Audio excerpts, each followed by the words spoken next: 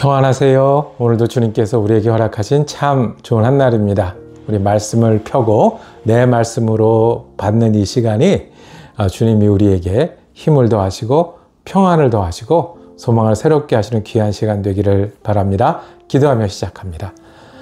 사랑하셔서 우리에게 말씀하시고 은혜로우셔서 우리를 인도하시는 주님 감사를 드립니다. 언제나 우리와 동행하시고 우리의 앞길 인도하시고 우리의 뒤에서 힘이 되시는 주님, 오늘도 우리가 주님을 의지해서 사는 한날 되게 하여 주시옵소서. 주님을 사랑하는 마음으로 붙들고 중심을 지키며 사는 한날 되게 하시고, 주님이 우리를 사랑하심을 믿음으로 연약하고 어려울 때 힘을 얻는 한날 되게 하여 주시옵소서. 그래서 언제나 어디서나 동행하시는 주님의 은혜로 강건한 한날 되게 하여 주옵소서. 우리 주 예수 그리스도 이름으로 기도드립니다. 아멘. 오늘 우리가 함께 읽으실 성경은 출애굽기 2장입니다. 21절에서 25절까지 말씀입니다.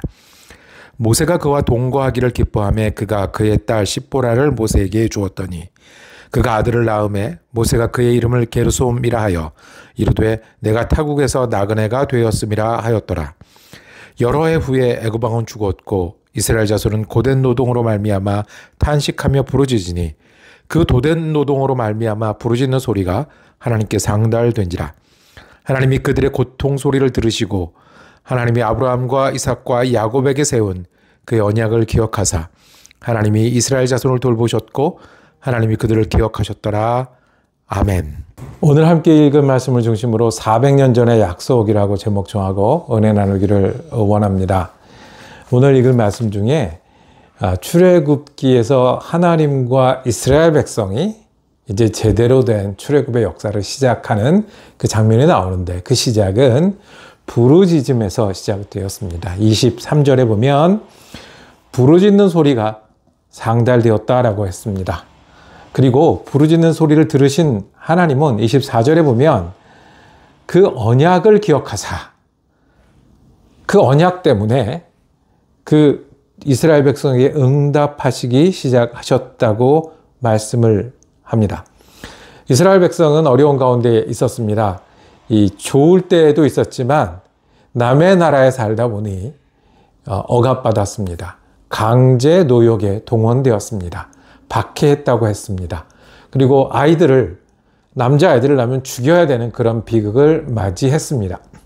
힘들어서 그 부르짖는 소리가 우리가 이제 막다른 골목에 다다르거나 크게 위협을 당하면 막 소리를 지르잖아요. 그 소리가 쌓여서 하나님께 들린 바 되었다고 이야기했습니다.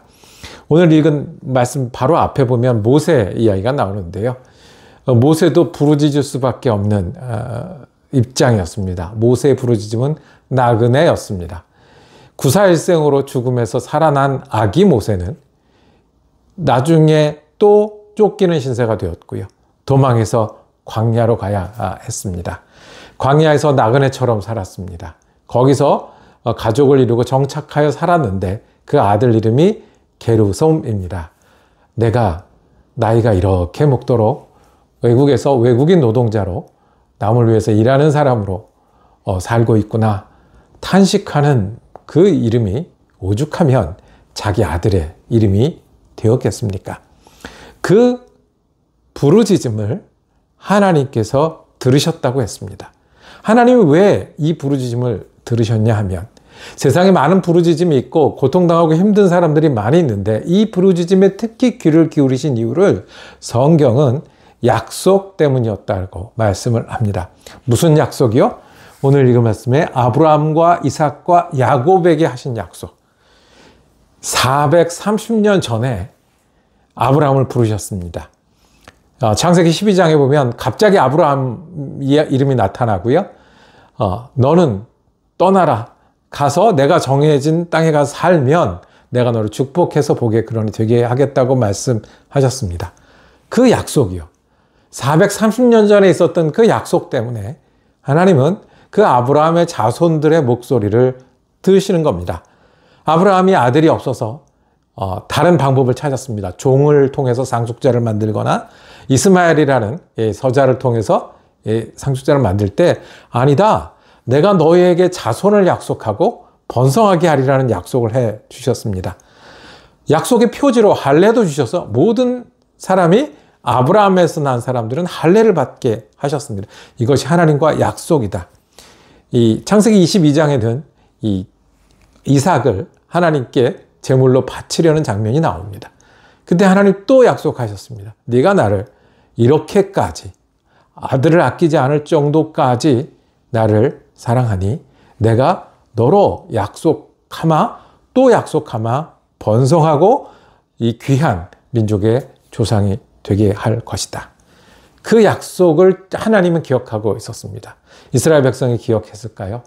이스라엘 백성이 고통하고 힘든 가운데 부르짖는 가운데 정말 하나님하고 했던 그 조상들의 약속, 아브라함이 했던 약속, 이삭이 이어받았던 약속, 야곱이 꿈꾸었던 그 약속을 기억했을까요? 하나님은 기억하셨습니다. 그리고 응답하셨습니다. 오늘 말씀은 부르짖는 자들을 위한 위로의 말씀이고 격려의 말씀입니다. 오늘 말씀은 하나님을 찾고 하나님께 응답을 기다리는 사람들을 위한 은혜의 말씀이고 능력의 말씀입니다. 하나님은 약속을 기억하고 그리고 약속 때문에라도 이미 망한 백성이처럼 보이고 이미 떠난 인생인 것처럼 보이는 그 순간에도 약속 때문에라도 응답하십니다. 430년 전에 아브라함에게 한 약속을 기억하시는 주님이 예수님과 한 약속은 얼마나 잘 기억하시겠습니까? 우리랑 예수님이랑 한 약속을 얼마나 잘 우리에게 응답하시겠습니까? 임마누엘의 하나님이 되시겠다고 하시더니 오셨습니다. 우리에게 은혜와 진리를 선포하셨습니다. 이제 너에게 은혜다. 나는 친구를 위하여 목숨을 버린다. 너희가 나의 친구다. 나는 섬기려 하고 내 목숨을 너희를 위하여 주려고 왔다. 십자가상에서 다 이루었다고 말씀하신 그 약속. 아브라함과 약속도 귀히 여기셔서 들으시는 하나님이 예수님이 우리에게 해주신 약속을 어찌 응답하시지 않을 수 있겠습니까? 오늘 우리에게 말씀하시는 하나님은 부르짖는 것을 들으시는 하나님이십니다. 이렇게 잘못된 것 이유가 있겠죠. 이렇게 힘든 것 내가 부족한 이유도 있겠죠. 또 이렇게 망한 것 이 세상이 그렇게 한 것도 있겠죠. 그런데 주님은 약속을 기억하시고 우리가 그 가운데서도 부르짖는 것을 들으십니다. 고생하는 자들을 들으십니다. 내가 뛰어야 되는데 힘이 부족한 자들을 부르십니다. 세상이 멈추고 나만 이런 것 같을 때 주님이 약속을 기억하시고 들으십니다.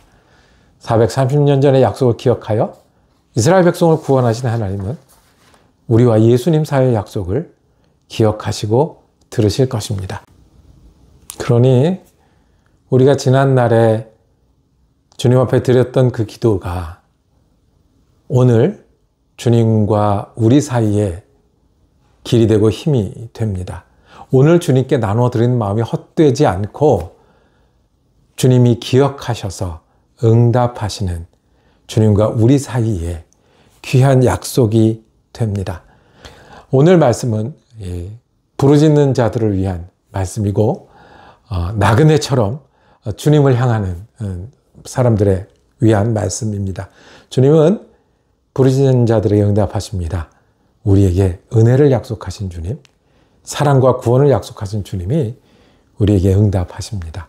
그러니 오늘도 우리가 주님께 마음을 드리고 주님께 충성하고 주님을 주로 여겨 귀하게 여기는 저와 여러분이 되기를 원합니다.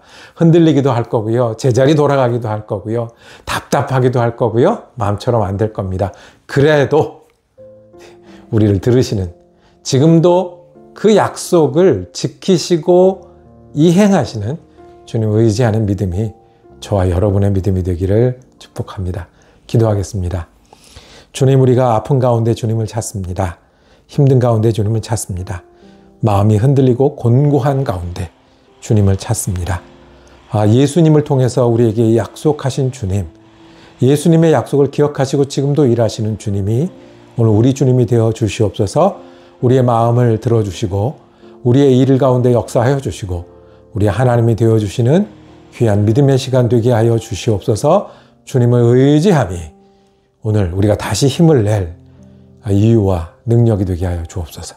우리 주 예수 그리스도 이름으로 기도드립니다. 아멘. 말씀 묵상 함께 하셔서 감사했습니다. 내일도 출애굽기 3장 말씀 이어지겠습니다. 은혜로 한 날 되시기를 축복합니다.